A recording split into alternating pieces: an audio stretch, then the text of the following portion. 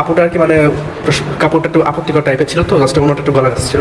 তাই আমি জাস্ট খেলে আপনাকে বলছিলাম যে আপু ওনারা ঠিক করেন, এই জিনিসটা বোঝানো মশলাটা এটা খারাপ দেখা যায়। এটা বলছি বলে উনি বলে যে আমার পোশাক যাই তাই আমি যাই করবো, আপনি কে বলার, আপনাকে রাষ্ট্রীয় দায়িত্ব দিয়েছেন নাকি, আপনি আমাকে রাস্তায় হ্যারাসমেন্ট করতেছেন। এমনকি বলছে যে আপনি বলে সকল মেয়েদের ধরে ধরে হ্যারাসমেন্ট করেন, ওই যে রাস্তাঘাট আরো মেয়ে আসছে ওদের ধরে ধরে হ্যারাস করেন, তুই কেন পারেন দেখি। ওই ভাইটা বলছে আর কি, ওই ভাইটা বলছে হবে। তাই আমি বলছি যে কেন করবো আমাদের হ্যারাস করবে। আমাদের দেশের পরিস্থিতিতে যা ঘটতে চলেছে, যে আমাদের এই সমাজে নারীরা সিগারেট খাচ্ছে, যে এই নারীকে সিগারেট খাওয়া নিষিদ্ধ করাতে যা সোশ্যাল মিডিয়ায় দেখা যাচ্ছে যে আপু ওড়না ঠিক করেন, সিগারেট খেন না, এই কথা বলে এক যুবককে গ্রেপ্তার করা হলো এবং সেই যুবককে নামে মামলা দেওয়া হলো। তো চলুন এই যুবককে নিয়ে আমরা কিছু তথ্য পেয়েছি, এই তথ্যগুলো আপনাদের সামনে তুলে ধরছি। আমি তো হ্যারাস করছি না, আমি তো নর্মালভাবে বলছি। পরে উনি বলে যে আপনার কোন সরকারের দায়িত্ব, সরকার গিয়ে নেওয়া আছে নাকি, আপনার রাষ্ট্রে কি এসব দায়িত্ব দেওয়া হয়েছে কি দেওয়া হয় নাই, তো আপনি এরকম বলবেন কেন, এটা আপনার ঠিক না, উচিত না, মেয়ে দেখলে আপনার বলতে হবে কেন, মেয়ে দেখে এরকম বলেন, কবে আসছেন কী করেন, বাইরে নাকি ভিতরে, আমি ভয় ওই অবস্থা করে ফেলছি বাইরে, বুঝছেন। তো আপনার হলো পরবর্তীতে ওরা বললো তারা আপনাকে এখন আপনাকে প্রোটো টিমের সামনে নিয়ে যাবো, আপনি চলেন। তো আমি ওখানে চলে আসছি, ওখানে তো যাইনি, ওখানে সাথে যাইনি, যাই আমি অফিসার ব্যাক করে যখন বাসায় যাচ্ছে তখন আমার ছোটো ভাইরাকে বলছে যে ভাই তোমার তো ভাইরাল হয়েছে, তোমাকে এটা নিয়ে ওরা ভাইরাল করতেছে, সবাই খারাপ কথা বলছে। তোমার তাই না, ওর পর থেকে ওরা আমাকে আমার ফেসবুক মেনশন করে দিয়ে দিয়েছে। ওখানে আমার ফেসবুকে ওরা ঢুকে সেরে যে যা পারছে আজে বাজে গালি দিচ্ছে, আমার ওয়াইফের নামে খারাপ কথা বলছে। তারপরে আপনি মনে করেন যে যেভাবে পারতেছে বলছে সত্যি যা এইসব কিছু পোশাক নিয়ে কথা বলবি কেন, আমি তো সত্যি বলতে কোনো পোশাক নিয়ে কথা বলি না। আমি এখন নর্মাল ভদ্র স্বরে কথা বলেছি, আমি কখনো উচ্চ স্বরে কথা বলি না, তাকে গাড়িতে কথা বলি না, তাকে টাচ করে কথা বলি না, তাকে ছুঁই পর্যন্ত তাকে গাড়ি পর্যন্ত দিন থাকে, এমনকি তাকে কখনো বলি না যে হ্যাঁ এটা ফালতু মেয়ে, এরকম কখনো বলি না, নর্মালভাবে বলছি তাকে।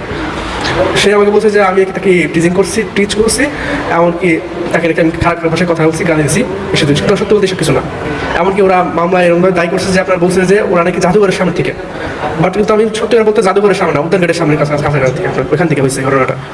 তো ওনারা এমনভাবে মনে পরে আমাকে, যখন আমি এই কথাটা ঘটনা উঠছে তখন আমি আমার ভাইয়াকে ফোন দিচ্ছি, আমার অফিসের স্টাফ মনির ভাই, তো আমি ফোন দিচ্ছি, মনির ভাই পরে বলে যে স্টুডেন্টরা তোকে খুঁজতেছে, তুই চাকরি যদি বাঁচাতে চাস তাহলে তুই আয়। তো আমি আসছি, আসার পরে মনির ভাইকে আসছি, মনির ভাই নামাজ পড়ে বের হইলো, আমাকে স্টুডেন্টের কাছে নিয়ে গেল। তারা স্টুডেন্টরা ওদের পরিচিত ছিল কয়েকজন, ওই পরিচিত কয়েকজন আমার হেল্প করছে অনেকটাই, অনেক চেষ্টা করছে যে হেসটা যদি না হয় মামলাটা না হয়, যদি এটা শুরু হয়ে যায় চাকরিটা হয়ে যায়, অনেক চেষ্টা করছে, কিন্তু ওখানে বেশিরভাগ মেয়েদের সাপোর্ট ছিল। আপনার হলো পরবর্তী ওইখানে আপনার একটা মেয়ে ছিল, সীমা আক্তার নামে একটা মেয়ে, ওইখানে আপনার হলো ও আপনার ওদের সাথে ছিল। পরবর্তীতে ছেলেরা আপনার হলো প্রোটো টিমে ঢোকার কিছু একটা মারছে আমাকে, একটু থাপড়াই দিছে, অবশ্য থাপড়াই দিছে কারণ আপনার যাতে এই না হয় ভিতরে, সবাই একটু বলে ভালো হয় জিনিস নিয়ে, ভালোর জন্য একটা থাপড়াইছে না। কিন্তু ভিতরে নিয়ে প্রোটো সাড়ে সামনে এসে আমি মেয়েটার কাছে আমি মাপ চাইছি, বলতো যে আপু আমি যেহেতু বলছি আমি আপনার কাছে খারাপ রাখছি, আমি যদি মাপ চাইতেছি আপনার কাছে, যদি আপনার কাছে খারাপ লাগে থাকে এমনটা, উনি আমাকে তো মাফ করেই নাই, উল্টা হলে বলছে ভাই সাড়ে দর্শন কিছু জন্য পাঠা সাড়ে আপনার কোনো মাফ নেই। পরবর্তী প্রোক্টর স্যার গেছে, উনি এটা দরখাস্ত দিতেছে, প্রোক্টর স্যার তো আমার পরে এলো বললো স্যার আমি এখানে সময় এই কথাটা বলার জন্য আমি তো কোনো খারাপ উদ্দেশ্যে বা এইটা বলি না কিছু, উনি প্রোক্টর আমাকে ধমকা বলছে যে তুমি এইসব করতে আসো ইউনিভার্সিটিতে, প্রোক্টর স্যার তুমি কি সব করতে আসো ইউনিভার্সিটিতে, কত বছর করতেছো গিলা, কোথায় করতেছো, কজন ফোন করছো। ওরা ওই মেয়ের আমার ইলেকশন দিচ্ছে যে আপনার হলো তুমি মনে এর আগে অনেকবার করছো, আমাকে চাপাই দিতেছে জোর করে যে তুমি এর আগেও অনেকজনের সাথে করছো এমনটা, যে আমাদের কাছে কোনো নির্দিষ্ট প্রমাণ না আছে যে আমি রেস করছি, আমি বলছি আপু আপনার প্রমাণ নাই শুধু কেন আমাকে দোষারোপ করতেছে। তো আপনার হলো পরে আমি বলছি যে পরে ওরা আবার রাগের বিষয়ে কথা বলে আমার ধমকা, আমাকে চুপ করে রাখছে, তারা আমার কিছু বলতে দিতেছিল না, মুখ বন্ধ করে রাখছিল, আমি কিছু বলতে পারছিলাম না। পরে যখন বাইরে আসছে, বাইরে এসে তুই তো দোষ স্বীকার করছিস, আমি বলছি ভাই আমি শুধুমাত্র এই কথাটা বলছি, এটা আমি দোষ স্বীকার করতেছি, অন্য কোথাও মেয়েকে আমি হ্যারাস করছি কি না করি সেটা আমি দোষ স্বীকার করি না, করবো না ইনশাল্লাহ।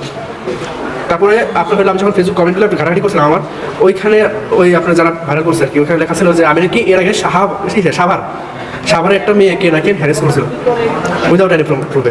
প্রোক্টর টিম থেকে আপনাকে এখানে সাভারে দিয়ে গেছে না? জি প্রোক্টর টিম থেকে গেছে। এমনকি যখন আমি আমার ফেসবুকে ঢুকছি তখন দেখি যে আমার কমেন্ট লিস্টে আপনার, আমার ফেসবুক প্রোফাইল লক ছিল না তখন, আমার কমেন্ট লিস্টে আপনার হলো আমার স্ত্রী না কার কথা বলছে। আসলে আমাদের এই সমাজের পরিস্থিতিতে নারীরা যে সিগারেট খাচ্ছে, এটা কি আমাদের সমাজের বর্তমান অবস্থাতে ঠিক নাকি ব্যাঠিক, এটা অবশ্যই কমেন্ট বক্সে আপনারা জানাবেন।